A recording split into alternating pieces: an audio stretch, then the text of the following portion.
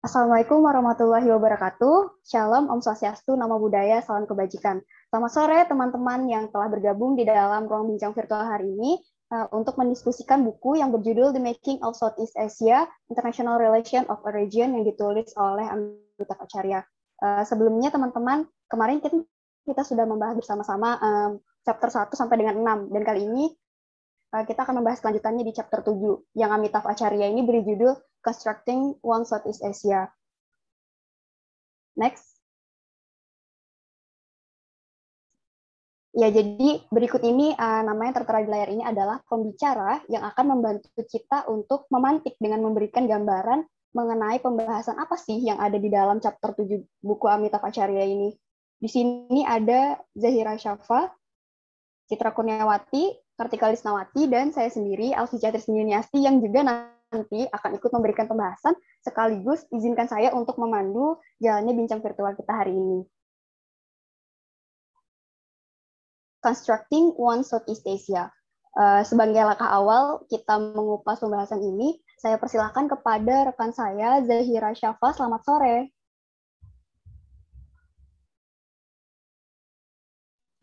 Ya, selamat sore. Ya, semoga sehat selalu. Ya, Zahira Syafa, saya persilakan untuk memulai. Baik, terima kasih atas kesempatannya. Assalamualaikum warahmatullahi wabarakatuh. Saya Zahira akan memulai membahas materi bab 7 ini, yaitu Constructing One Southeast Asia atau mengkonstruksikan Asia Tenggara yang bersatu. Nah, di dalam pembahasan kali ini akan menyangkut pada 2 poin utama, yaitu konsep One Southeast Asia itu sendiri dan tantangan-tantangan dalam pemenuhan. Kita akan mulai dari pendahuluannya, yaitu Constructing One Southeast Asia.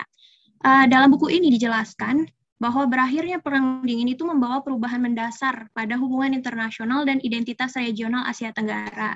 Jadi, pada saat itu, citra wilayah Asia Tenggara yang terpecah dipicu oleh konflik Vietnam-ASEAN segera berakhir sejalan dengan proses perdamaian di Kamboja pada akhir tahun 1980-an. Nah, ASEAN dalam diplomasinya di Kamboja ini mendapat pengakuan internasional secara positif dan juga kontribusinya itu memberikan kesan bahwa ASEAN itu kesan bahwa Asia Tenggara itu sebagai kawasan yang mampu memberikan solusi untuk masalah di wilayahnya. Jadi kohesi dan persatuan regional telah diperkuat dengan meredanya perselisihan internal di dalam Asia Tenggara dan ASEAN. Sehingga para pemimpin ASEAN itu memperkenalkan model ASEAN atau ASEAN Way sebagai mekanisme penyelesaian sengketa. Sebagai contoh bagaimana suatu kawasan dapat mengelola masalahnya dan mengembangkan identitas positif dalam hubungan internasional.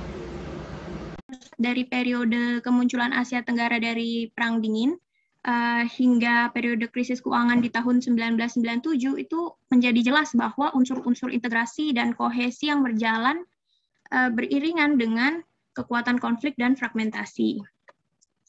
ASEAN itu lalu dihadapkan dengan masalah baru yang berasal dari perluasan keanggotaannya untuk mewujudkan aspirasi para pendiri ASEAN menuju Asia Tenggara yang bersatu.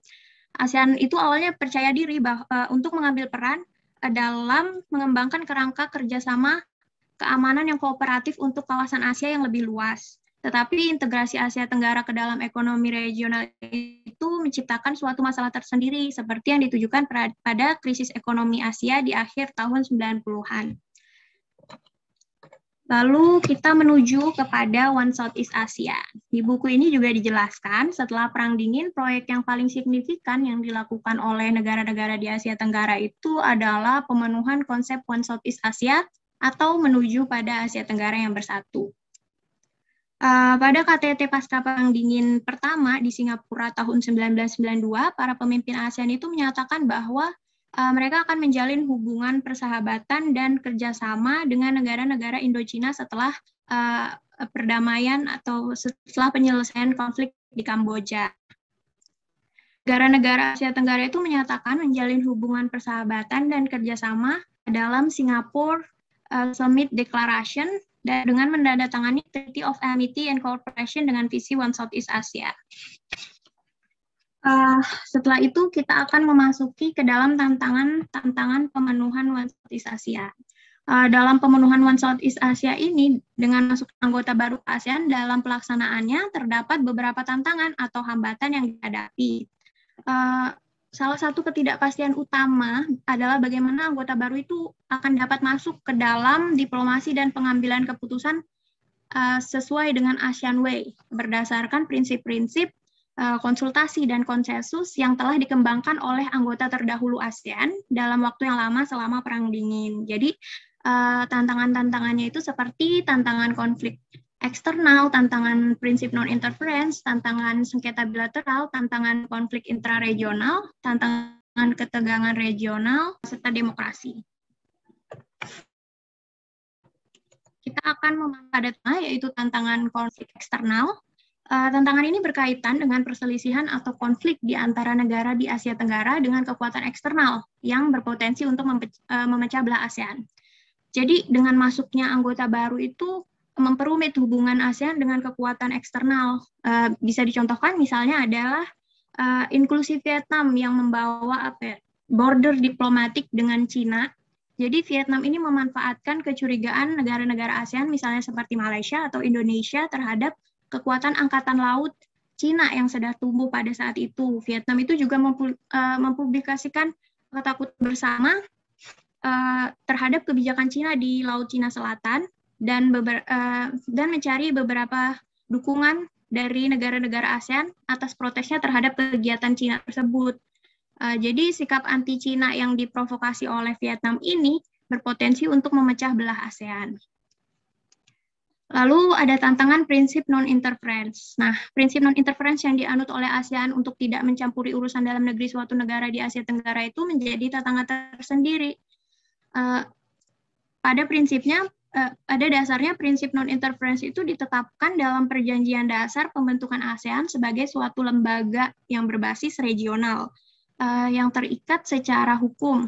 Nah, prinsip non-interference ini diadopsi oleh negara ASEAN terbentuk dari fakta bahwa negara-negara ASEAN itu memiliki keragaman rezim nasional yang berbeda, sehingga penting bagi negara-negara anggota ASEAN untuk memberikan jaminan kepada anggota lain bahwa suatu negara tidak akan mengeksploitasi aspek keragaman tersebut untuk tujuan tertentu.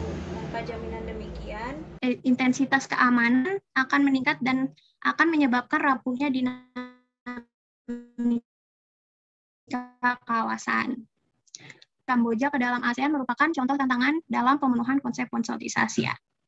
Kalau Myanmar sendiri adalah bergabungnya Myanmar ke dalam ASEAN menciptakan ketegangan yang cukup besar dengan kekuatan Barat, terutama Uni Eropa dan kecaman dari organisasi non-pemerintahan lainnya.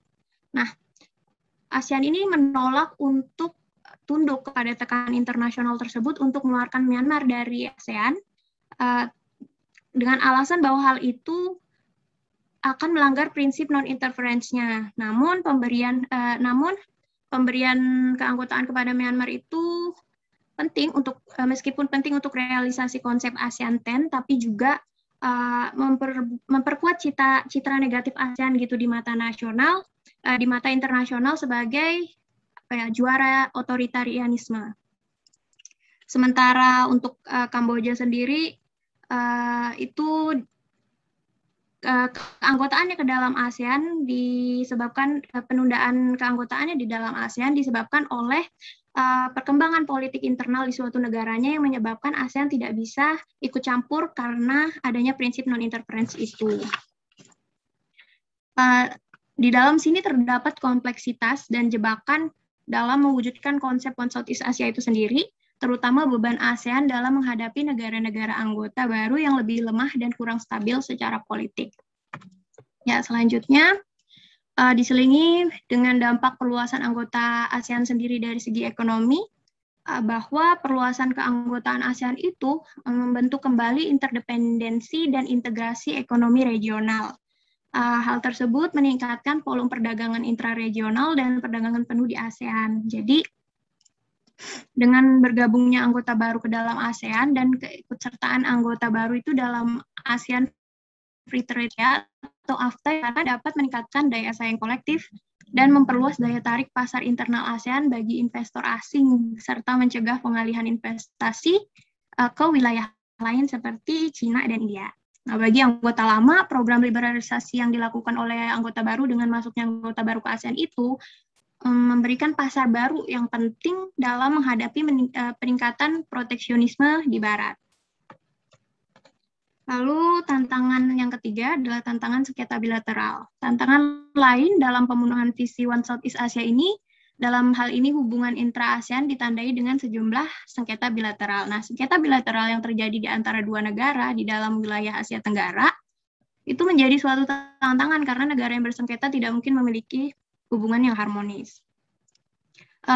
Contoh sengketa bilateral yang menjadi tantangan pemenuhan konsep One Southeast Asia ini bisa dilihat adalah Malaysia-Singapura dalam sengketa Pedra Banka, Malaysia-Indonesia dalam sengketa sepadan dan likitan, lalu Thailand-Malaysia dalam sengketa hak lintas batas, Malaysia-Brunei dalam sengketa wilayah Limbang.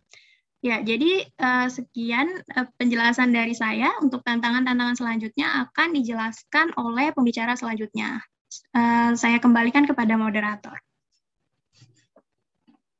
Terima kasih Zahira sudah memaparkan pengenalan konsep One Southeast Asia ini. Itu tadi pembahasan dari pembicara pertama kita. Kalau saya dapat tarik garis besarnya mengenai konsep One Southeast Asia ini untuk mewujudkan kesatuan di antara negara-negara Asia Tenggara dan juga mengenai tantangan-tantangan yang dihadapi dalam pemenuhan konsep One Southeast Asia itu sendiri. Dijelaskan juga tadi mulai dari tantangan konflik eksternal sebagai contoh dari yang sudah dijelaskan inklusi Vietnam terhadap Cina, tantangan prinsip non-interference dalam pemenuhan konsep tersebut, dan tantangan sengketa bilateral. Kemudian, untuk melanjutkan kembali pembahasan kita agar lebih mendalam, saya akan mengundang pembicara kedua. Selamat sore Mbak Citra Kurniawati. Selamat sore. Mbak Citra bersemangat sekali kelihatannya ya. Kalau begitu, untuk pemaparan selanjutnya, saya persilahkan.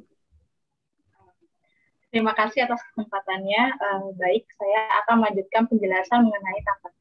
Nah, tantangan selanjutnya adalah tantangan konflik interregional. Jadi seperti yang telah dijelaskan sebelumnya, tantangan yang harus dihadapi oleh negara-negara di Asia Tenggara, khususnya dalam memenuhi agenda pelaksanaan One Southeast Asia, memang tidak bisa dihindari.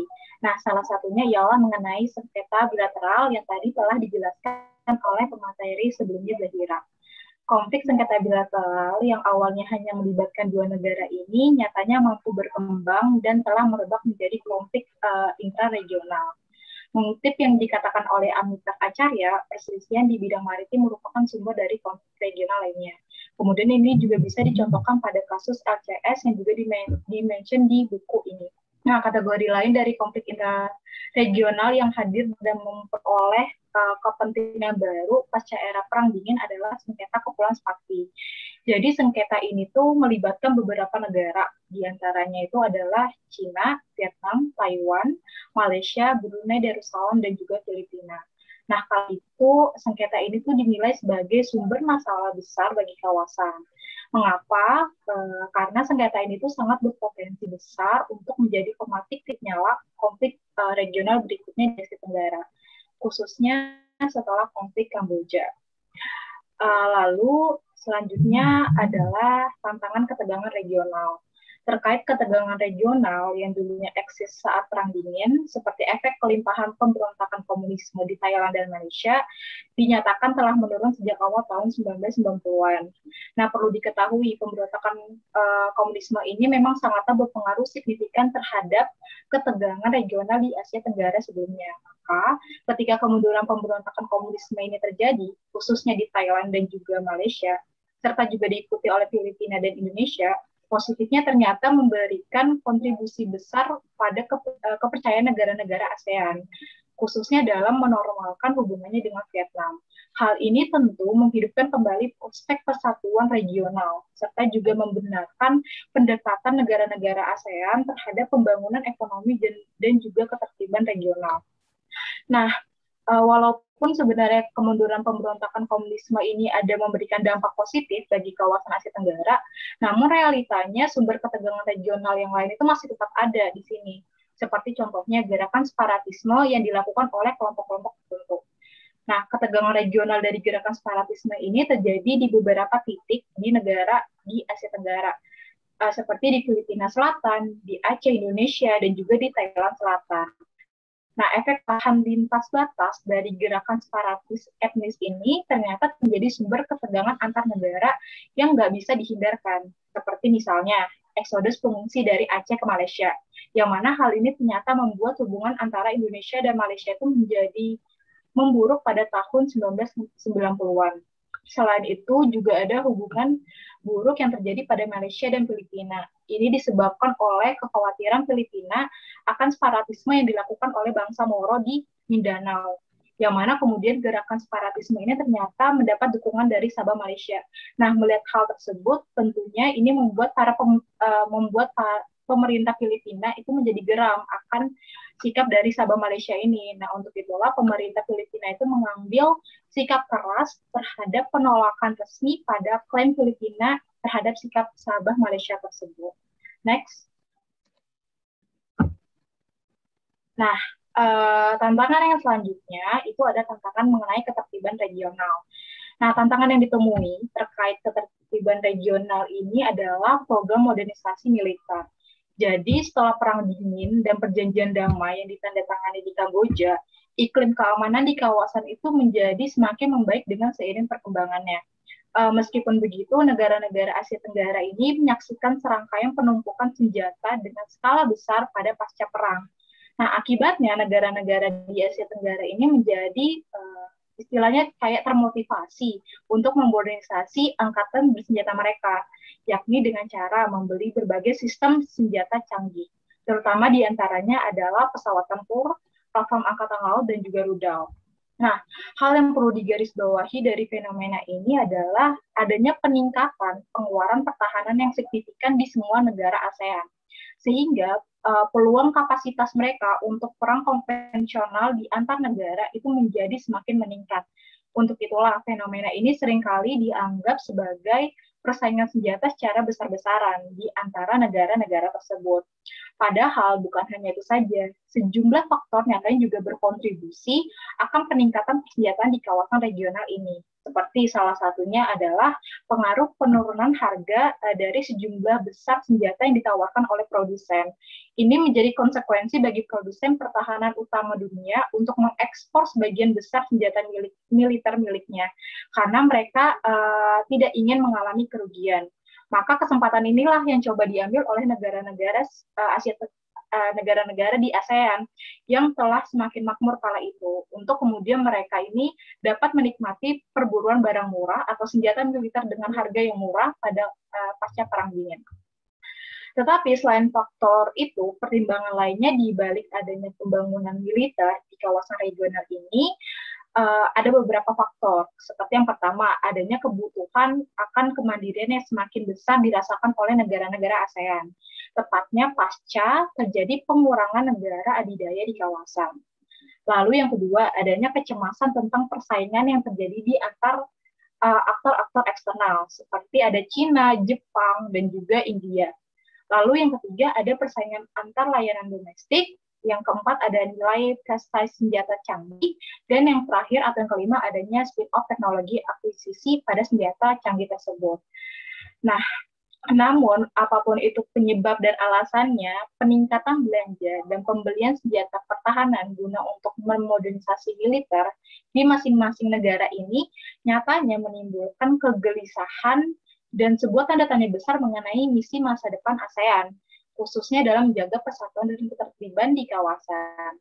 Karena hal ini nyatanya telah bersinggungan dengan pernyataan kuat yang dikeluarkan oleh ASEAN tentang kontribusi yang akan dilakukannya untuk memenuhi hubungan damai di kawasan Asia Tenggara.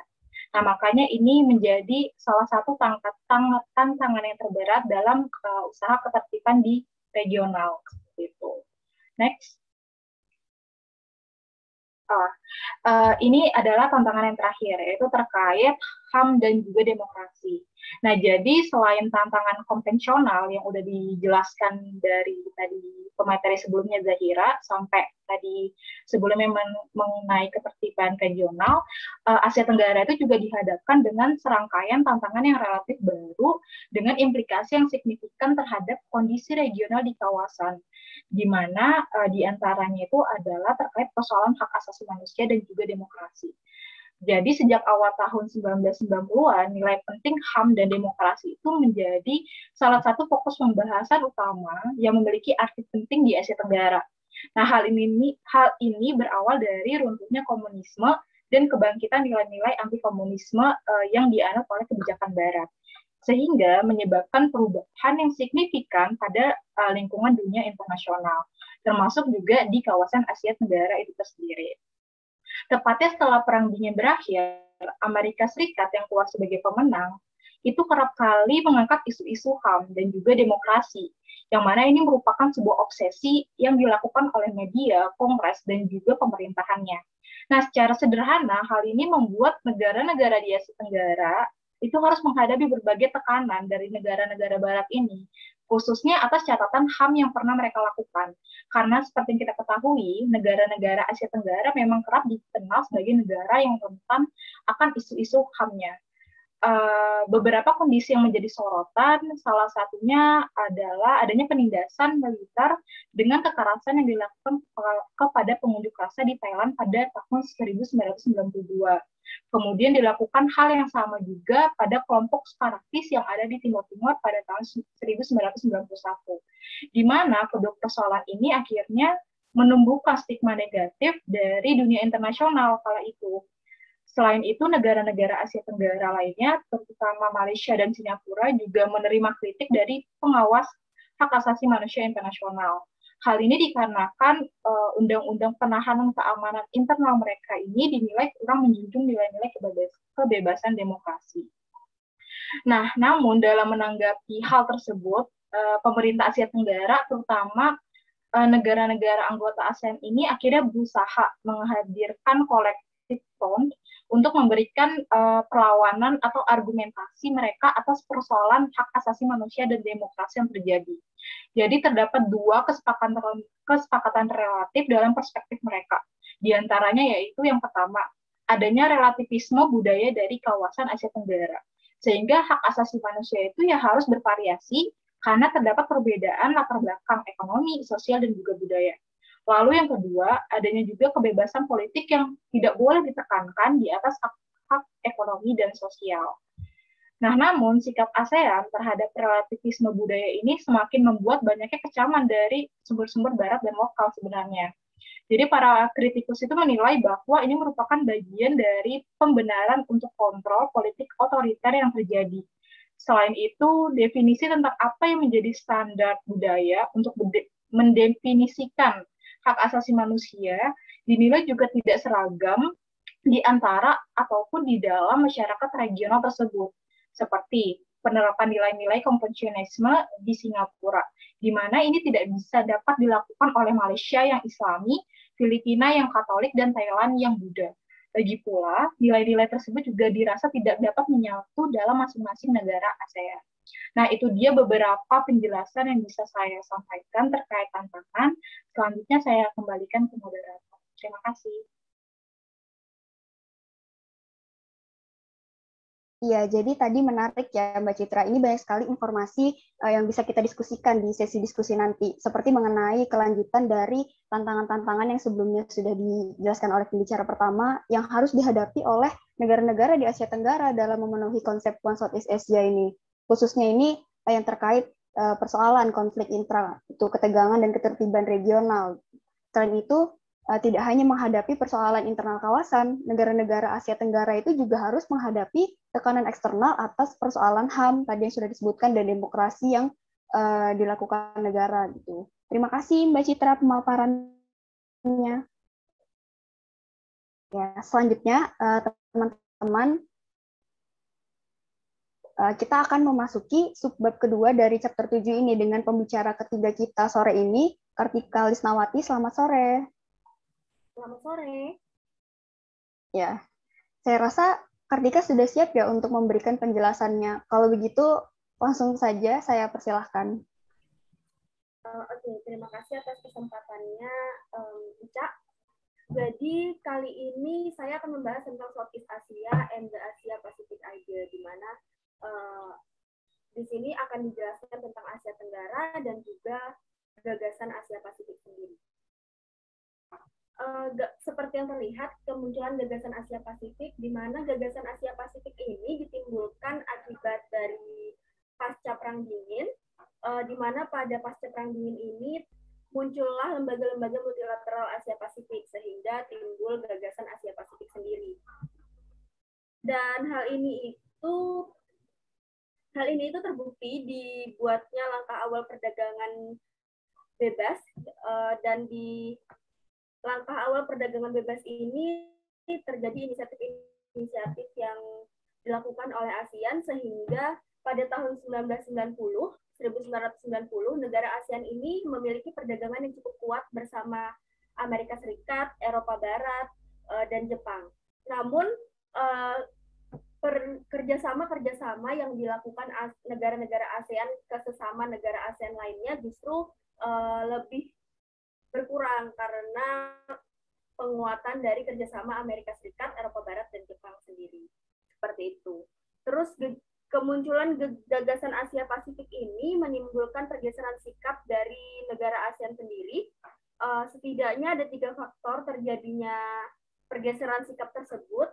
Yang pertama itu ada perubahan terhadap ekonomi politik internasional pada tahun 1980-an, di mana hal ini terjadi karena proteksionisme Barat meningkat.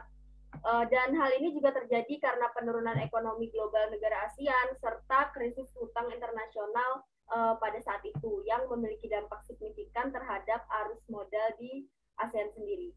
Terus yang kedua itu ada meningkatnya pengaruh kelompok penekan bisnis negara-negara ASEAN, di mana kelompok penekan bisnis ini lebih berpengaruh pada perdagangan dan mereka lebih menekan terhadap tujuan-tujuan mereka masing-masing, yaitu liberalisasi perdagangan. Terus yang ketiga itu ada bersifat politis, di mana hal ini berasal dari keinginan ASEAN untuk mempertahankan keterkaitannya dalam menghadapi pembentukan lembaga baru yang jauh lebih baik lagi seperti ASEAN Pacific Economic Cooperation atau APEC. Next.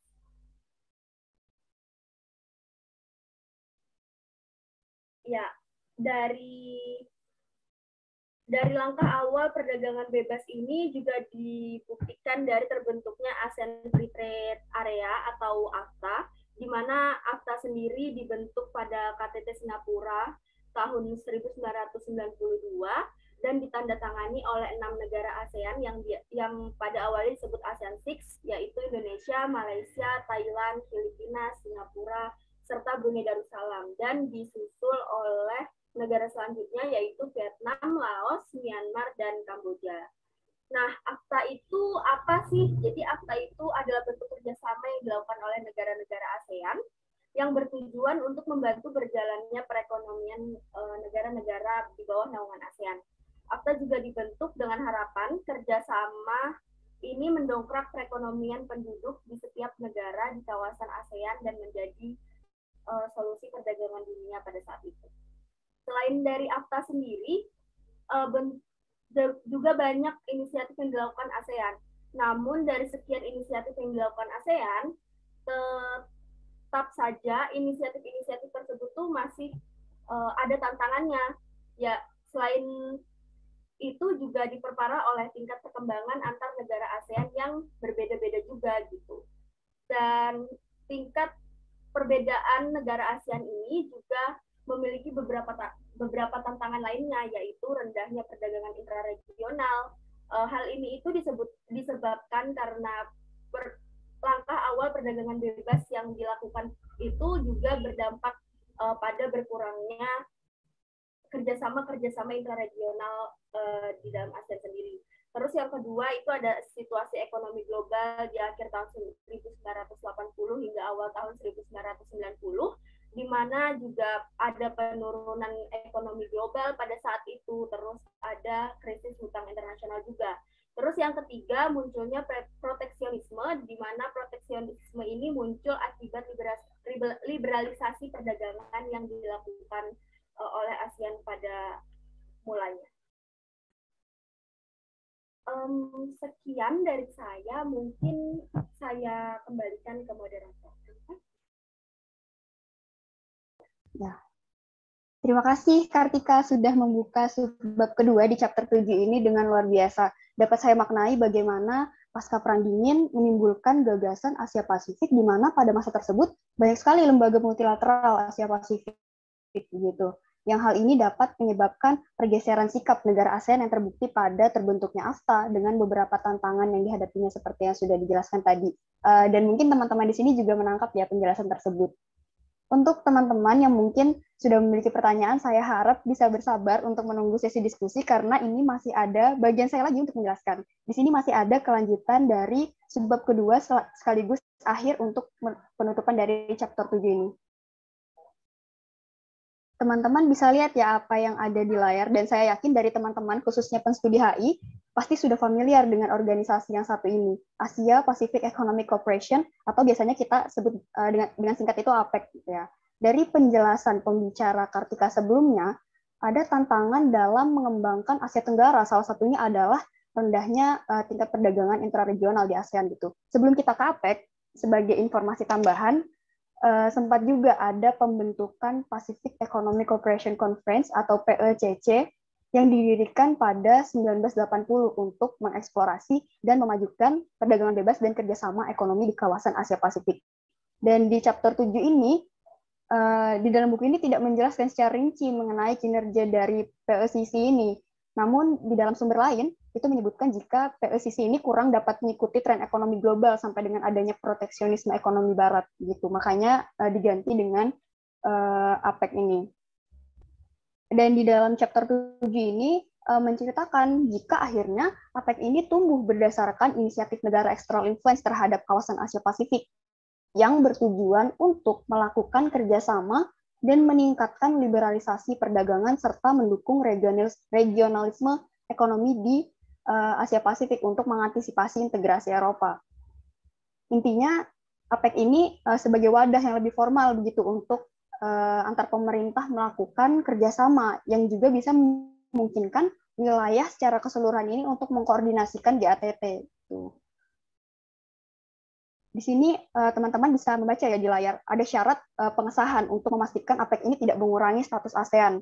Kenapa diperlukan syarat seperti ini? Gitu. Muncul pertanyaan seperti itu ketika saya membaca chapter 7 ini. Jadi pertemuan pertama APEC pada November 1989 di Australia itu kan dihadiri oleh menteri dari 12 negara.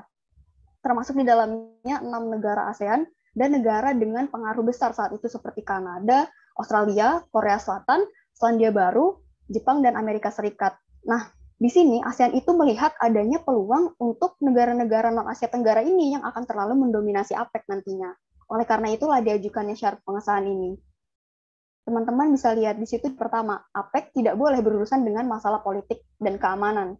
APEC tidak boleh mengarah pada pembentukan blok perdagangan. APEC dalam pengaturan kelembagaan tidak boleh mengurangi peran dan pentingnya lembaga-lembaga Asia Pasifik yang ada untuk kerjasama. Dan yang terakhir, itu ASEAN harus menjadi pusat proses APEC. Jadi ada ketakutan tersendiri dari ASEAN ini, karena negara-negara non-Asia Tenggara yang tergabung di dalam APEC tadi memiliki pengaruh yang cukup besar gitu. Kemudian meskipun akhirnya ASEAN ini menerima APEC, ada beberapa anggota ASEAN yang merasa dengan melibatkan negara maju di Asia Pasifik ini bukan cara yang paling diinginkan begitu untuk mengatasi masalah ekonomi di tahun 1990-an. Salah satunya adalah negara Malaysia. Di dalam chapter 7 ini menceritakan kalau Perdana Menteri Malaysia, Mahathir Mohamad saat itu, ini membenci fakta bahwa APEC ini adalah inisiatif dari Australia yang didominasi negara anggota Barat gitu. Jadi masih besar sekali masalah tentang kecurigaan meskipun mereka ini membuat forum secara resmi seperti APEC gitu. Next. Jadi teman-teman bisa melihat ya di sini ada Asian Economic Caucus atau EAEC gitu kalau mau gampang penyebutannya. Jadi kemunculan awalnya ini berawal dari, tadi kan saya sudah menyebutkan kalau Malaysia ini sedikit khawatir dengan adanya APEC ini. Dan ini EAC ini merupakan inisiatif gitu dari Malaysia untuk membuat forum yang baru ini. Nah, saat itu Perdana Menteri Malaysia ini, Mahathir Mohamad saat itu sangat membenci bahwa APEC ini inisiatif dari Australia gitu yang terlalu didominasi oleh anggota Barat. Dan akhirnya Mahathir Mohamad ini menyerukan untuk dibentuknya East Asian Economic Grouping atau EAEG sebelum ada EAC ini di bulan Desember 1990. Kemudian diganti namanya menjadi East Asian Economic Caucus sebagai tujuannya itu sebagai langkah untuk melawan munculnya proteksionisme dan regionalisme di dunia perdagangan. Di dalam perkembangannya sendiri, EAEC ini ditentang oleh Amerika Serikat, namun konsep EAEC ini tetap stagnan dan dengan tegas dijalankan sesuai dengan kepentingan yang dari awal dibentuk, terutama oleh Malaysia. Banyak sekali entitas yang mengajukan pertanyaan tentang konsep Asia Tenggara sebagai wilayah ekonomi dan konsep keamanan yang berbeda. Dan ini juga salah satu yang bisa mendukung untuk menjawab pertanyaan tersebut. Kenapa sih Asia Tenggara ini memiliki konsep keamanan dan wilayah ekonomi yang berbeda gitu. Di beberapa lembar terakhir di chapter ke-7 ini banyak sekali memberikan garis-garis tipis untuk mengarahkan jawaban dari pertanyaan tentang konsep Asia Tenggara sebagai wilayah ekonomi dan konsep keamanan yang berbeda dengan melihat tantangan yang harus dihadapi oleh Asia Tenggara dalam perkembangannya seperti yang sudah dijelaskan oleh pembicara 1, 2, dan 3 sebelumnya. Dan kemudian di sisi kanan teman-teman dapat melihat ya di layar, di sini ada kemunculan konsep growth triangle. Jadi growth triangles ini segitiga pertumbuhan. Ya, munculnya itu dari adanya tren transnational production. Ada 4 area kelompok di tahun 1990. Teman-teman bisa lihat di situ ada Sijori, di Singapura, Johor, dan Real Triangle. Terus ada IMGT, sangat tidak asing ya teman-teman ini di telinga, di Indonesia, Malaysia, Thailand Growth Triangle. Dan yang ketiga itu ada EAGA, the East Asian Growth Area. Dan yang keempat itu ada the Growth Quadrangle of Mainland Southeast Asia. Ini mereka ini juga membangun kembali beberapa wilayah hubungan ekonomi intratenggara begitu yang sempat hilang selama masa kolonial. Jadi kalau teman-teman membaca chapter-chapter sebelumnya, beberapa wilayah hubungan ekonomi di Asia Tenggara ini sempat menghilang karena masa kolonial gitu. Jadi dengan kemunculan wilayah Growth Triangle ini mencerminkan melemahnya nasionalisme ekonomi yang di masa lalu telah menggagalkan pembangunan identitas regional dan kerjasama regional, seperti yang sempat disinggung oleh kelompok 1 di chapter 1. Dampak Growth Triangle ini sangat berkontribusi pada peningkatan interregional keamanan yang diperoleh dari integrasi ekonomi yang lebih besar dan membangun kepercayaan antar negara yang bersangkutan.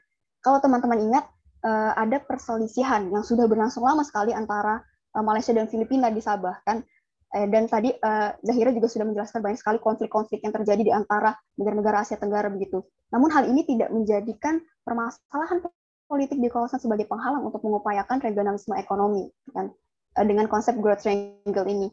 Namun meskipun mereka memiliki kepercayaan terhadap kerjasama dalam permasalahan politik dan kawasan ini, mereka tetap tidak bisa mengatasi kecurigaan politik dan perbedaan pendekatan ekonomi di antara negara Asia Tenggara gitu. Karena teman-teman, kita pasti semua tahu kalau setiap negara ini pasti ini melakukan proteksi terhadap negaranya sendiri. Jadi pasti tetap ada kecurigaan gitu dan perbedaan pendekatan gitu. Next. Ya, jadi di sini ada pergeseran negara adidaya ke persaingan kekuatan militer. Isinya mungkin teman-teman lihat ini banyak sekali poin-poin, namun di sini saya akan hanya menjelaskan sedikit saja.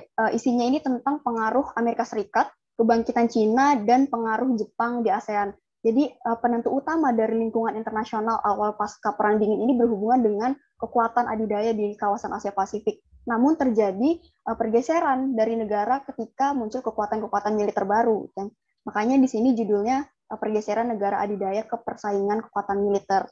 Di poin pertama itu ada pengaruh Amerika Serikat dan kebangkitan Cina gitu kan. Jadi di awal 1990 ini dengan hadirnya militer AS di Pasifik ini dianggap penting oleh ASEAN sebagai kekuatan untuk menjaga stabilitas regional karena pasca Perang Dingin juga kan, dan konflik Kamboja, Cina ini juga mengalami kebangkitan gitu dengan peningkatan kekuatan militer dan ekonomi secara pesat. Dan kemudian Cina ini juga ikut dipandang sebagai penjamin potensial keamanan ASEAN terhadap ancaman Vietnam.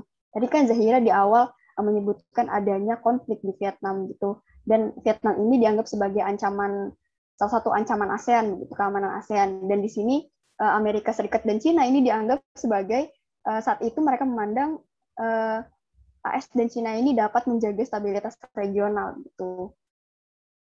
Kemudian tadi saya menyebutkan ada pengaruh Jepang gitu kan di ASEAN, dan sebenarnya pengaruh Jepang ini memunculkan adanya ketakutan remilitarisasi Jepang dan akan memprovokasi Cina untuk meningkatkan kemampuan militernya gitu, sehingga hal ini menciptakan dilema keamanan baru di Asia.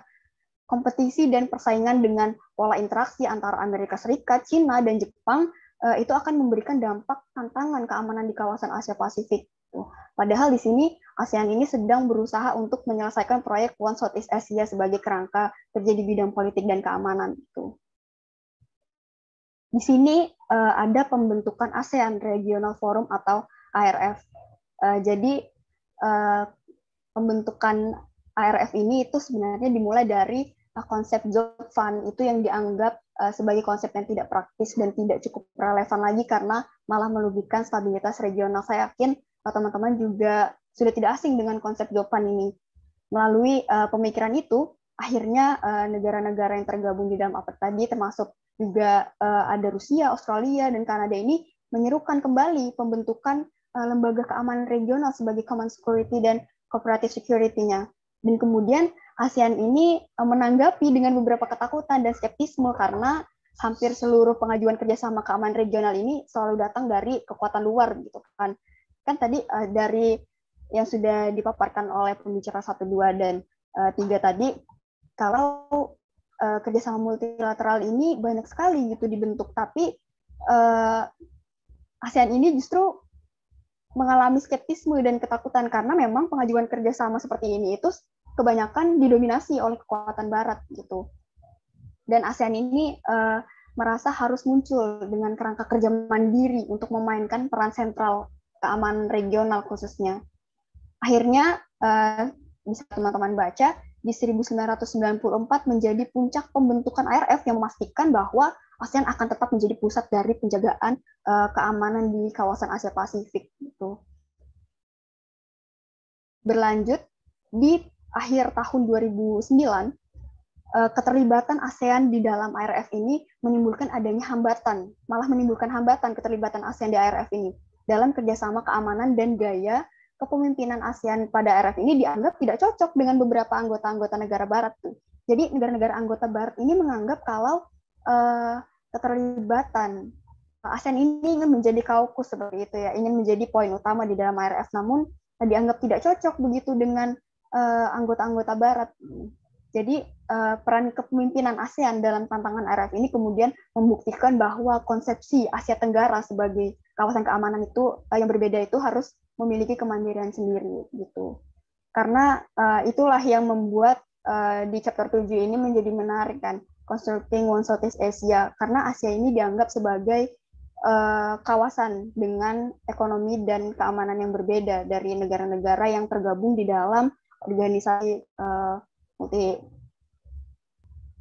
Ya, jadi peran kepemimpinan ASEAN ini membuktikan begitu ya konsepsi Asia Tenggara sebagai kawasan keamanan yang berbeda dan harus memiliki kemandirian gitu. Ya, itu tadi adalah akhir dari pemaparan chapter 7 Constructing One Southeast Asia. Kemudian selanjutnya kita akan memasuki sesi diskusi. Mekanisme diskusi yang akan kita jalankan, untuk pertama kita akan mempersilakan kepada 3 orang. Pertama, teman-teman yang memiliki pertanyaan, tanggapan, ataupun sanggahan mengenai penjelasan tadi dari pembicara 1, 2, dan 3, dan kemudian diakhiri oleh penjelasan saya, dapat menggunakan fitur raise hand. Nanti saya akan mempersilahkan. Untuk 3 orang dulu. Ya, silahkan Putri Febrianti. Baik, terima kasih atas kesempatannya. Mohon maaf nggak bisa on cam karena jaringannya kurang bagus. Jadi pertanyaan saya itu, mengapa sengketa bilateral itu menjadi tantangan terhadap pemenuhan konsep One Southeast Asia, sementara konsep tersebut itu pada dasarnya merupakan suatu cara pemenuhan bagi negara Asia Tenggara yang belum bergabung dengan Asia Tenggara gitu. Dan contoh sengketa bilateral yang diberikan itu sebenarnya nggak menyangkut pada negara-negara yang belum bergabung dengan ASEAN. Mungkin itu aja dari saya. Baik, terima kasih. Kita akan tampung dulu ya teman-teman pertanyaannya. Selanjutnya dari Ristiani, saya persilahkan. Baik, sebelumnya terima kasih kepada moderator. Perkenalkan, saya Ristiani dari kelompok 2. Saya ingin menanyakan, kira-kira menurut kelompok 7, apa saja contoh prinsip non-interference itu? Terima kasih. Ya, terima kasih pertanyaannya Ristiani. Selanjutnya untuk penanya ketiga, Reza, saya persilahkan. Iya, terima kasih atas kesempatannya.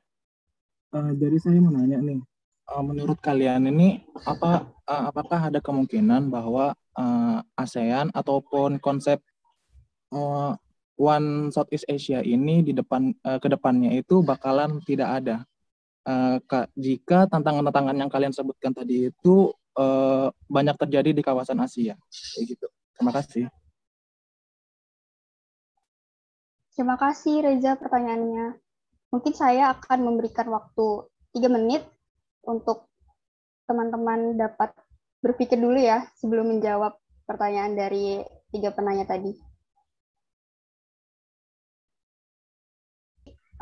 Dari Putri ya, itu ada mengapa sengketa bilateral ini menjadi suatu tantangan terhadap pemenuhan konsep One Southeast Asia. Sementara katanya tadi konsep tersebut pada dasarnya merupakan pemenuhan untuk negara di Asia Tenggara yang belum tergabung dengan ASEAN. Dan contohnya sengketa bilateral yang diberikan itu tidak menyangkut pada negara-negara yang belum tergabung dengan ASEAN. Ya, kepada teman-teman pembicara mungkin bisa menjawab pertanyaannya. Ya, saya akan mencoba menjawab pertanyaan Putri tadi. Sebenarnya terdapat juga contoh mengenai tantangan sengketa bilateral di kawasan yang belum memasuki atau bergabung dengan ASEAN seperti Thailand, Vietnam, Kamboja, Thailand, Myanmar atas wilayah dan sumber dayanya, yang tentu saja itu menjadi tantangan dalam One Southeast Asia karena perpecahan yang ditimbulkan dari konflik tersebut. Nah, kalau pertanyaan Putri tadi kan mengenai contoh yang diberikan itu tidak termasuk ke dalam negara-negara yang belum memasuki ASEAN. Nah, mengapa sengketa bilateral negara anggota ASEAN ini menjadi tantangan? Karena ya sengketa bilateral itu pada dasarnya membuat ketegangan di antara negara yang bersengketa hingga membuat hubungan yang kurang harmonis atau perpecahan saja menunjukkan dinamika kawasan. Para founding fathers-nya ASEAN ini mempunyai visi One Southeast Asia, itu dasarnya bukan hanya semata-mata untuk ekspansi atau memperluas keanggotaan ASEAN, tetapi juga berharap bahwa dari ekspansi tersebut ASEAN itu dapat menuju tatanan regional yang mencakup semua negara di Asia Tenggara dalam hal perdamaian, kemajuan hingga kemakmuran. Jadi bisa disimpulkan dari saya itu sengketa bilateral yang menjadi contoh dalam penjelasan saya di slide tadi menjadi tantangan karena One Southeast Asia ini bukan hanya semata-mata untuk ekspansi keanggotaan, tapi juga bertujuan untuk menciptakan kawasan yang bersatu dalam hal seperti perdamaian, kemajuan hingga kemakmuran. Mungkin teman-teman kelompok saya ada yang bisa menambahkan? Iya, yang ingin menambahkan dipersilahkan. Apakah ada dari teman-teman? Ya, silakan Mbak Cit. Iya. Jadi untuk menjawab pertanyaan Putri, kita perlu tahu dulu sebenarnya konsep ini tuh muncul karena apa sih? Nah, jadi kan konsep ini tuh muncul khususnya itu pasca Perang Dingin ya, di mana kita tahu bahwa Asia Tenggara itu mulai berkurang pengaruhnya, maksudnya mulai berkurang pengaruh eksternal terhadap Asia Tenggara itu sendiri. Jadi itu saat itu pasca Perang Dingin ini negara-negara di Asia Tenggara itu ingin membangun kawasannya mereka dengan menerapkan One South Asia ini atau menuju pada Asia Tenggara yang bersatu. Nah, untuk menuju One South Asia ini tentu saja tidak bisa dihadirkan kalau terdapat banyak konflik gitu di antara negara-negara di Asia Tenggara. Jadi mengapa sih tantangan sengketa bilateral itu menjadi tantangan? Maksudnya kenapa sengketa bilateral itu menjadi tantangan? Ya karena itu menimbulkan konflik di kawasan ini. Lalu tadi Putri juga bilang kan kalau contoh sengketa bilateral itu diberikan tidak menyangkut pada negara yang belum bergabung pada ASEAN. Tidak seperti itu juga, jadi negara-negara ASEAN dicontohkan juga, tadi ada dibilang oleh Zahira, itu negara di ASEAN pun juga ada berkonflik, seperti contohnya konflik antara Indonesia dan juga Malaysia terhadap Sipadan dan Ligitan, dan itu kan merupakan salah satu contoh dari negara-negara yang bergabung dalam ASEAN. Itu sih mungkin yang bisa saya sampaikan sedikit saja, soalnya tadi udah dijelaskan juga sama Zahira. Terima kasih. Ya, terima kasih atas jawabannya Mbak Citra. Mungkin kita kembalikan dulu ya ke Putri. Bagaimana Putri?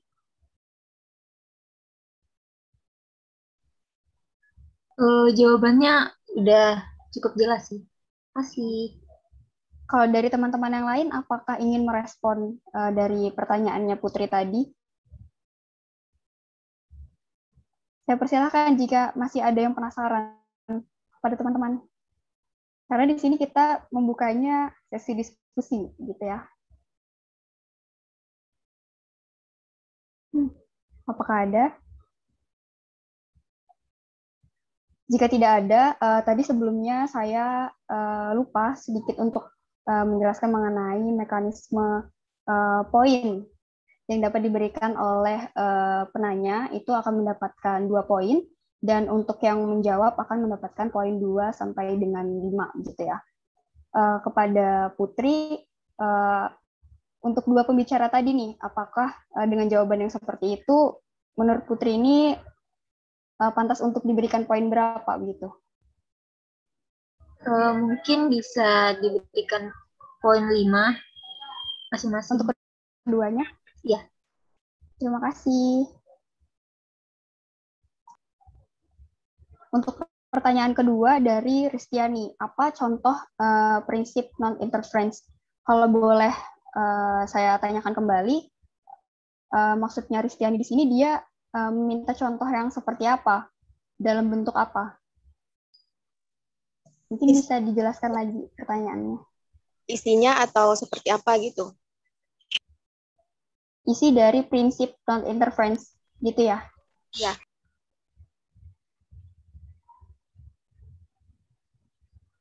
Mungkin dari teman-teman, kelompok 7 bisa menjawab. Saya persilahkan langsung.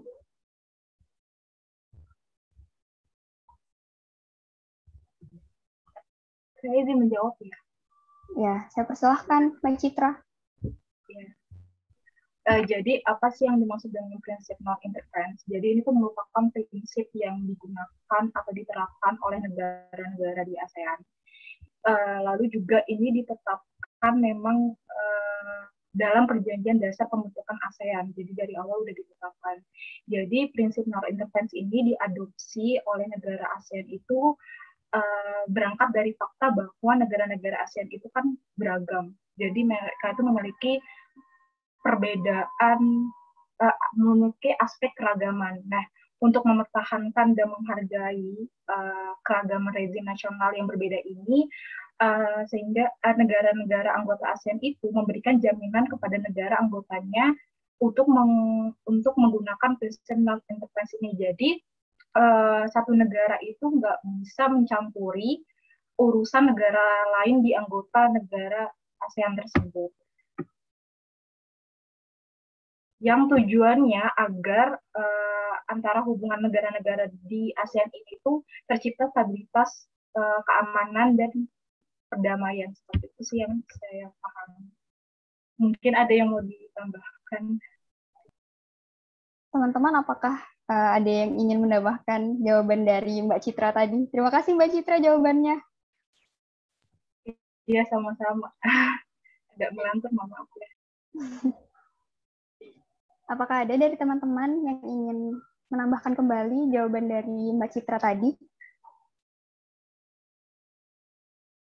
Kalau tidak ada, saya tanyakan kembali kepada teman-teman yang ada di forum ini, apakah ingin menanggapi juga jawaban dari Mbak Citra tadi, atau mau ikut menjawab gitu dari pertanyaannya Mbak Ristiani tadi. Saya persilahkan. Ya, pada Mbak Nita Ayu, saya persilahkan. Iya, baik. Mungkin saya mau sedikit berbagi aja, mungkin menjelaskan sedikit contohnya dari adanya penerapan prinsip non-intervensi ini di kawasan ASEAN.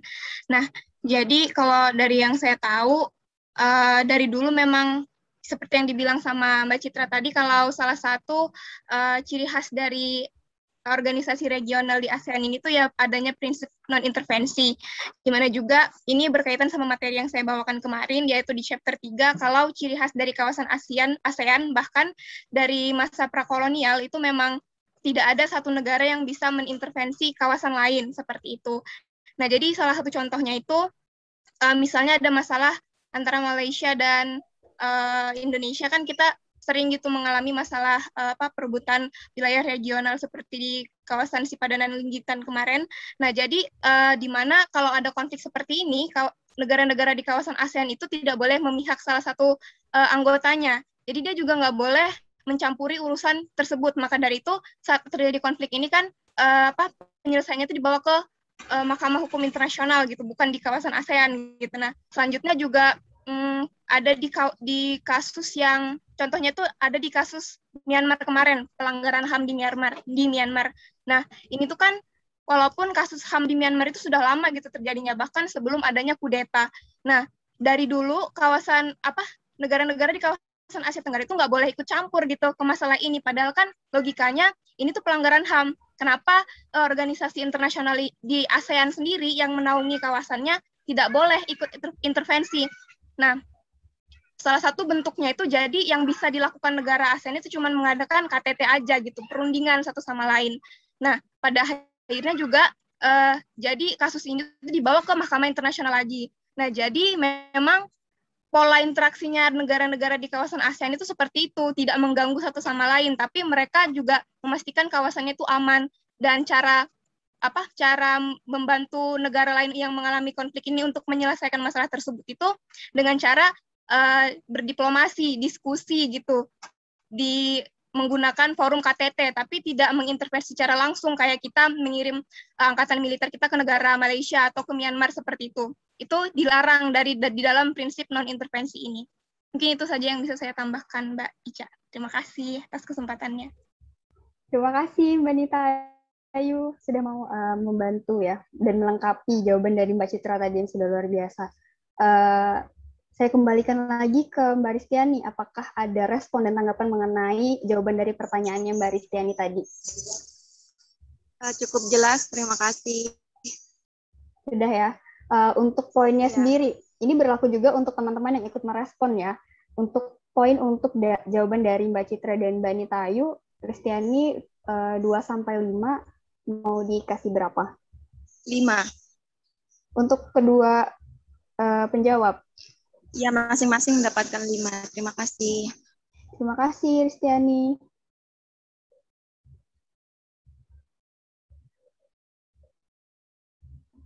Kemudian kita akan beralih ke pertanyaan ketiga tadi dari Reza. Apa ada kemungkinan konsep One Southeast Asia ini bakalan tidak ada gitu karena saking banyaknya tantangannya gitu.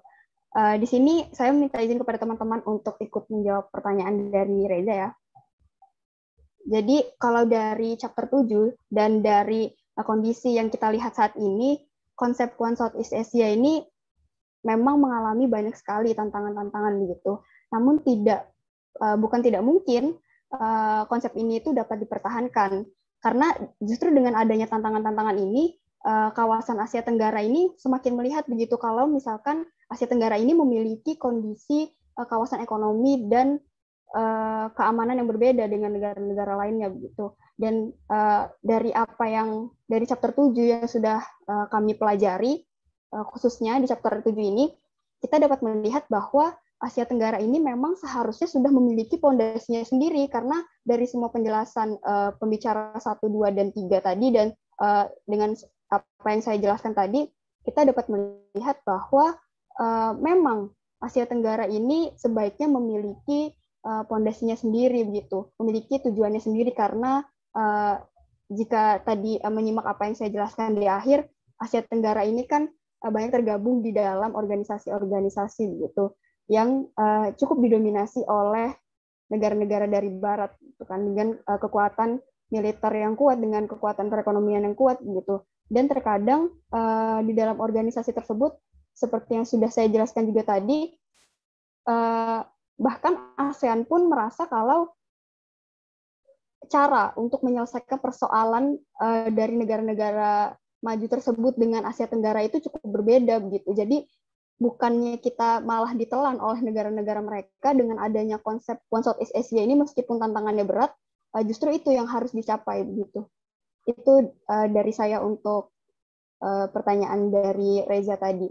Kepada teman-teman kelompok 7 mungkin bisa menambahkan. Ya, mungkin saya mau menambahkan sedikit, Ica.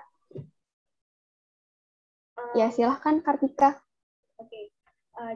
Jadi ya, sama seperti Ica. Jadi kemungkinan ASEAN atau One Southeast Asia ini akan hilang, menurut saya tuh tidak seperti itu. Jadi ASEAN atau One Southeast Asia sendiri akan terus berlanjut jika tantangan-tantangan yang ada itu masih belum terselesaikan. Karena kembali lagi ke tujuan ASEAN dan tujuan One Southeast Asia ini terbangun itu karena ingin menyelesaikan tantangan-tantangan yang ada. Jadi selama tantangan-tantangan tersebut masih ada, maka ASEAN dan One Southeast Asia menurut saya juga akan selalu mengiringi negara-negara Asia Tenggara di bawah naungannya sendiri, seperti itu. Terima kasih. Baik, terima kasih Kartika atas tambahan jawabannya. Mungkin dari teman-teman yang lain ada yang ingin menjawab pertanyaan tadi juga atau menanggapi jawaban dari saya dan Kartika tadi. Saya persilahkan. Apakah ada? Maharani, saya persilahkan. Ya, jadi saya ingin menanggapi pertanyaan dari Reza. Ya, untuk Ica bisa mengulangi lengkap dari pertanyaan Reza? Ya, saya ulangi ya, Maharani. Reza tadi bertanya, apakah ada kemungkinan konsep One Southeast Asia ini tuh akan tidak ada begitu di masa depan karena melihat banyaknya tantangan-tantangan gitu. Begitu, Rani. Oke, saya ingin hanya memastikan pertanyaannya benar atau enggak. Apa yang saya tangkap. Jadi menurut saya kan di sini tuh ada slogan di mana Asia Tenggara ini atau ASEAN menjunjung tinggi slogan One South Asia semenjak tahun 1990-an. Jadi menurut saya ini akan hilang atau tidak itu sebenarnya bukan itu pertanyaannya, tapi lebih ke kayak slogan ini itu menjadi sebuah prinsip, maksudnya menjadi tujuan utama. Jadi kalau misalnya hilang atau enggak, bukan hilang atau enggaknya, tapi lebih ke kayak mungkin berganti slogan atau enggak, seperti itu. Jadi kalau misalnya slogan ini menjadi tujuan utama dari Asia Tenggara, itu pasti akan terus-terusan ada, tidak akan hilang. Cuman kalau misalnya Asia Tenggara ingin mengganti slogan yang lain, menyesuaikan keadaan atau kawasan, pasti mungkin saja bisa hilang, seperti itu menurut saya.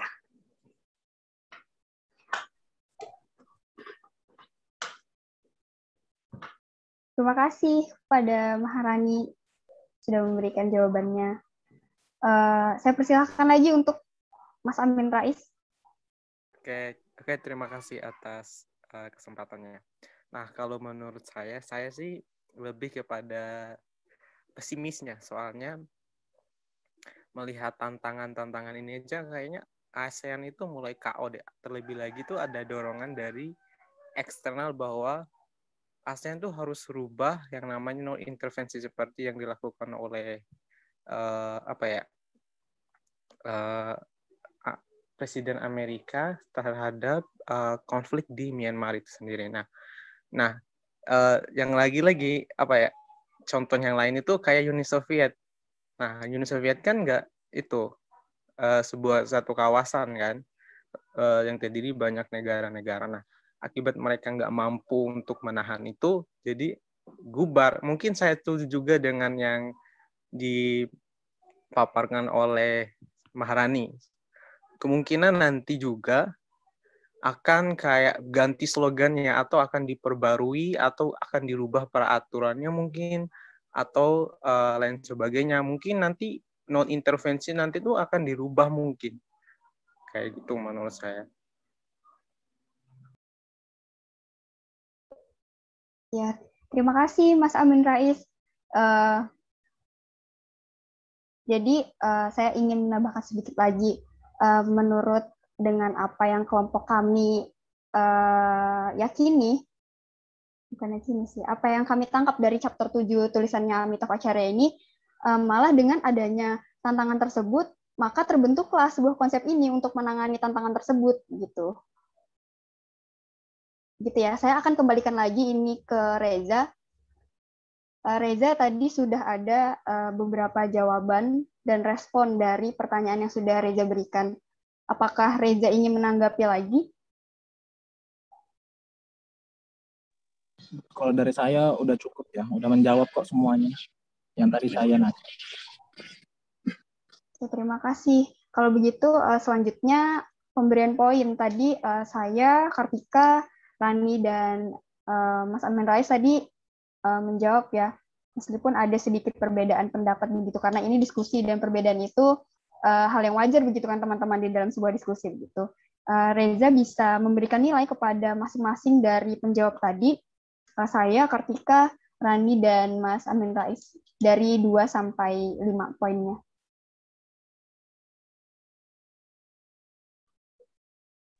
Masing-masing yang menjawab kasih 5. Oke, untuk masing-masing 4 orang ini 5 ya. Saya konfirmasi kembali.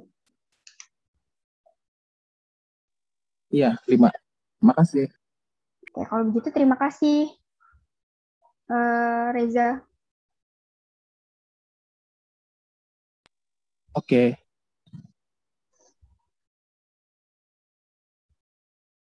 Teman-teman, saya ingin bertanya apakah waktu diskusi ini masih bisa kita lanjutkan dengan membuka sesi lagi, atau ini sudah cukup?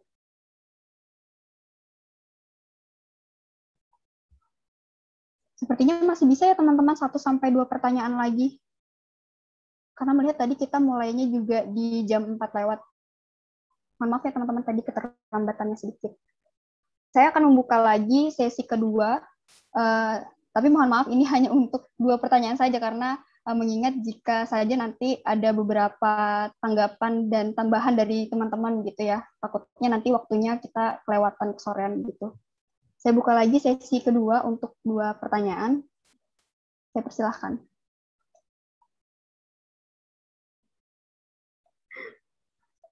Ya, jadi saya ambil 2 pertanyaan pertama yang muncul di layar saya ya, teman-teman. Yang pertama, pertama kali raise hand, ini ada Farah Aufa. Farah Aufa, saya persilahkan. Ya, terima kasih atas waktunya Mbak Ica. Sebelumnya perkenalkan, nama saya Farah Aufa dari kelompok 3.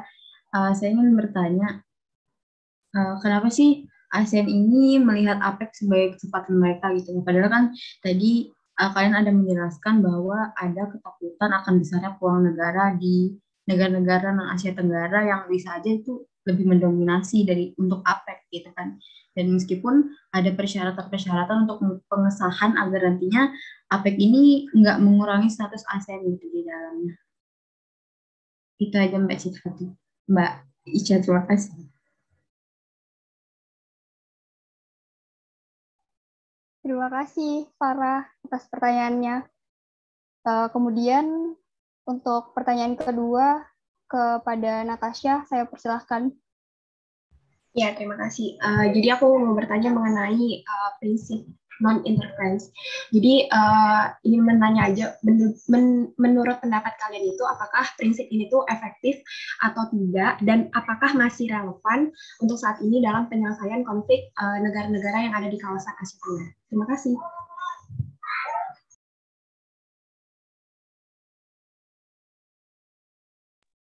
Untuk Natasha, saya ulang lagi ya pertanyaannya, takutnya nanti saya keliru menanggapinya. Jadi tadi pertanyaannya mengenai prinsip non-intervensi, itu kan apakah masih efektif dan masih relevan dalam penyelesaian masalah saat ini. Begitu ya pertanyaannya?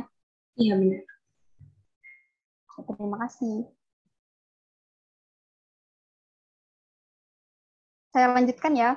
Tadi pertanyaan dari Farah itu, kenapa sih ASEAN ini melihat APEC sebagai kesempatan? Padahal tadi itu di part saya menjelaskan sebenarnya ada ketakutan besar gitu dari ASEAN ini melihat besarnya peluang negara-negara non-Asia Tenggara ini yang mereka ini sebenarnya bisa mendominasi di dalam APEC gitu. Padahal kan tadi saya juga menjelaskan ASEAN ini sudah memberikan loh persyaratan-persyaratan ini agar nantinya APEC ini tidak mengurangi status ASEAN untuk ada di dalamnya.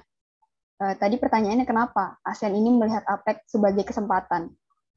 Jadi dari apa yang saya pahami dari chapter 7 ini, ASEAN ini melihat APEC ini akan menjadi forum gitu yang berguna untuk mengelola konflik perdagangan di kawasan dan menjadi wadah untuk memajukan kepentingan ASEAN itu sendiri dalam negosiasi perdagangan multilateral global.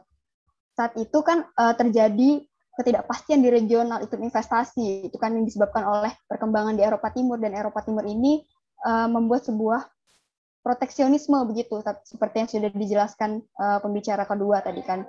Dan ketika Eropa Timur ini lebih menarik perhatian negara Barat untuk melakukan investasi, APEC ini memberikan insentif tambahan untuk Jepang sebagai anggotanya begitu, dan kelompok mayor ekonomi regional untuk berinvestasi di Asia Tenggara. Jadi ASEAN ini melihat begitu kesempatannya mereka di dalam APEC ini untuk APEC ini dapat memajukan kepentingan ASEAN juga itu di dalam iklim investasi gitu, dari apa yang kami pahami di dalam chapter 7 ini. Mungkin dari teman-teman ada yang ingin menambahkan?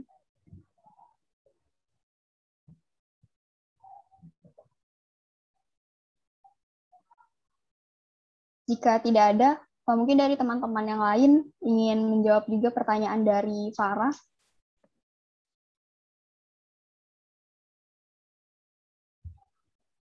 Oke, untuk menghemat waktu, jika tidak ada, saya kembalikan ke Farah untuk poin yang bisa diberikan kepada saya untuk jawaban tadi dari 2 sampai 5.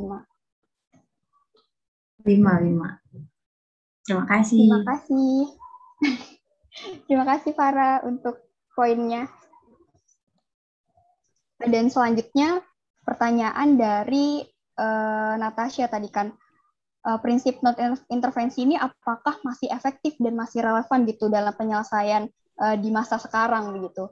Pada teman-teman saya persilahkan untuk menjawab pertanyaannya. Ya, saya akan mencoba menjawab pertanyaan dari Natasha ini tentang efektivitas prinsip non-interference ya, non-intervensi. Sebenarnya dari awal pembuatan prinsip pembuatan hingga pelaksanaan prinsip non-interference ini memang menimbulkan banyak pro dan kontra di antara negara-negara ASEAN ya, karena ini menyebabkan ASEAN itu tidak bisa mencampuri langsung urusan dari negara-negara tersebut, dari negara-negara ASEAN, tapi di dalam ASEAN Way tentu saja tidak hanya terdapat prinsip non-interference, terdapat 3 prinsip lainnya, dan juga prinsip yang menurut saya paling membantu dalam keseimbangan prinsip non-interference ini juga itu merupakan prinsip yang the principle of quiet diplomasinya ASEAN, karena itu juga bisa memberikan suatu solusi dengan cara berdiplomasi, berdialog langsung dengan negara-negara yang berkonflik untuk bisa menyeimbangi kekurangan dari prinsip non-interference ini. Mungkin saya pernah dengar dari diskusi kelompok-kelompok sebelumnya mengenai prinsip non-interference sama prinsip diplomasi ini dengan berdialog kelompok sebelumnya. Sama seperti kelompok tersebut, maka terdapat prinsip-prinsip lain yang bisa mengimbangi prinsip ini. Mungkin itu saja dari teman-teman yang lain, bisa kalau ada yang ditambahkan. Ya, saya persilahkan kepada teman-teman jika ingin menambahkan lagi. Apakah ada? Nita Ayu, saya persilahkan. Ya, baik. Saya Nita Ayu dari kelompok 3. Izin untuk menambahkan jawaban dari pertanyaannya Natasha. Nah, sebenarnya benar seperti yang dibilang sama Zahira tadi, kalau prinsip non-intervensi itu sebenarnya menimbulkan dilema gitu. Menurut saya sendiri, di beberapa kasus, prinsip non-intervensi itu sudah mulai nggak efektif gitu loh. Karena menurut saya di tengah dunia yang realis ini harus ada tekanan tersendiri yang diberikan oleh satu pihak atau organisasi ASEAN ini agar menjamin kawasannya itu bisa aman gitu. Contohnya dalam kasus HAM maupun politik lingkungan gitu loh. Kayak sebenarnya di ASEAN ini kan khususnya di kawasan Sungai Mekong itu juga sekarang lagi ada konflik, yaitu pencemaran sungai. Tapi yang ditimbulkan oleh Myanmar. Nah, tapi Myanmar ini sikapnya itu kayak apa ya? Tidak kooperatif gitu loh dengan negara-negara yang ada di hilir sungai ini. Nah, tapi mereka nggak bisa ngapa-ngapain karena adanya prinsip non-intervensi ini tadi. Padahal kan kasus lingkungannya itu berdampak sama orang banyak gitu loh, karena sungainya itu dari mengitari seluruh daerahnya di 3 negara, ada Myanmar, ada Laos, sampai ke juga ada Thailand gitu. Tapi mereka nggak bisa ngapa-ngapain karena prinsip ini. Menurut saya harus ada satu peraturan yang lebih menekan lagi gitu loh di kawasan ASEAN ini, yang nantinya bisa membantu untuk menyelesaikan masalah-masalah yang berkaitan sama negara lain. Terusnya juga di masalah HAM gitu. Harusnya ada gitu loh satu peraturan yang dibuat untuk menyelamatkan manusia-manusia di negara lain yang memang sedang terkekang gitu loh dengan negaranya sendiri. Nah, jadi adanya prinsip non-intervensi ini membuat pada akhirnya dalam menangani kasus lingkungan hidup dan kasus HAM itu membuat citranya ASEAN itu tidak efektif gitu loh. Kalau untuk 2 kasus ini, karena pada akhirnya persidangan tentang masalah HAM dan lingkungan ini dibawa ke pengadilan internasional. Terus fungsinya ASEAN itu gimana gitu loh? Apa nggak harusnya dibuat satu peraturan yang untuk bisa mengatasi masalah seperti ini tadi? Tapi sayangnya dari beberapa literatur yang saya baca, ternyata memang prinsip non-intervensi itu menjadi daya tarik dari anggota-anggota ASEAN. Kalau misalnya prinsip ini diperketat, khawatirnya nanti negara-negara yang ada di sini tuh bakal tidak mau kooperatif lagi sama ASEAN gitu. Mungkin dia memilih kerjasama yang lain lebih menguntungkan bagi dia gitu. Karena memang pada dasarnya sifat tradisionalnya ASEAN itu seperti itu, teman-teman. Mereka nggak terima kalau ada satu instansi politik seperti ASEAN ataupun satu negara yang mengganggu kawasan dia sendiri gitu. Jadi memang diciptakan ASEAN itu untuk tidak mengikat secara hukum yang terlalu berlebihan sampai adanya intervensi. Mungkin itu saja yang bisa saya tambahkan. Terima kasih. Terima kasih Mbak Nita Ayu atas tambahannya. Saya kembalikan lagi kepada Natasha dengan 2 respon terhadap pertanyaan Natasha tadi dari Zahira dan Nita. Untuk poinnya ingin diberikan berapa dari poin 2 sampai dengan 5? Dimaksimalkan aja, karena jawabannya juga udah jelas. Makasih. Makasih, Natasha.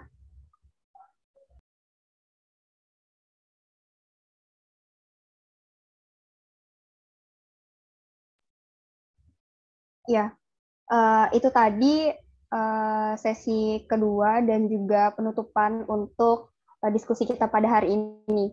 Saya akan memberikan sedikit kesimpulan gitu ya di penghujung diskusi kita hari ini. Jadi banyak sekali memang tantangan untuk mewujudkan konsep One Southeast Asia ini. Perkembangan yang terus diupayakan untuk melewati banyaknya fenomena, tepatnya seperti perbedaan strategi ataupun cara untuk menyelesaikan persoalan khususnya kondisi regional di kawasan, yang dimana hal itu semakin membuktikan bahwa Asia Tenggara ini memiliki konsep kawasan ekonomi dan keamanan yang berbeda gitu. Sehingga hal itulah yang membuat konsep One Southeast Asia ini memang sebenarnya cocok untuk diterapkan di Asia Tenggara itu sendiri tanpa campur tangan asing gitu. Begitu diskusi kita pada hari ini. Tadi dari awal sudah ada pemaparan dari 4 pembicara dan juga saya yang memandu acara ini. Saya ucapkan terima kasih kepada teman-teman yang sudah hadir dalam ruang bincang virtual ini. Mohon maaf tadi karena keterlambatannya di awal. sebelum saya tutup, saya minta kepada teman-teman untuk menyalakan kameranya karena saya akan mengambil gambar gitu. Untuk yang bisa menyalakan kameranya.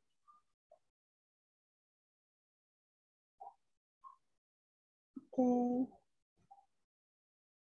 Apakah ada yang masih ingin menyalakan kameranya? Saya akan tunggu sebentar ya.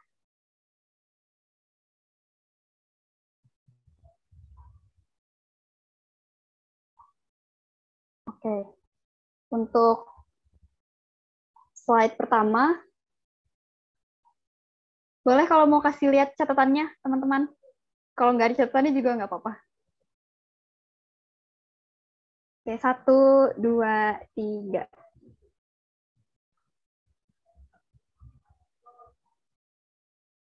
Oke, slide kedua.